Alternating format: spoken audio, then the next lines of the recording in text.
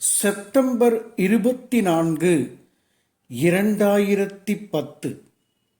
September 29, 2023.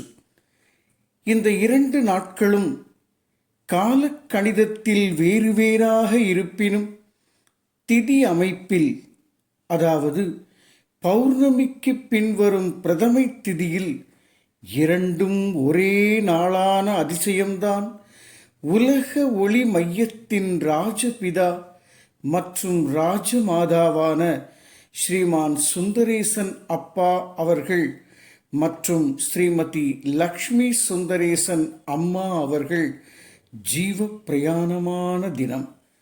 அப்பெரியோர்களுக்கு மகனின் காணிக்கையே இந்த பாட்டுச் சமர்ப்பணம் விரைவில் உங்கள் அலைபேசியில் அதிரும்.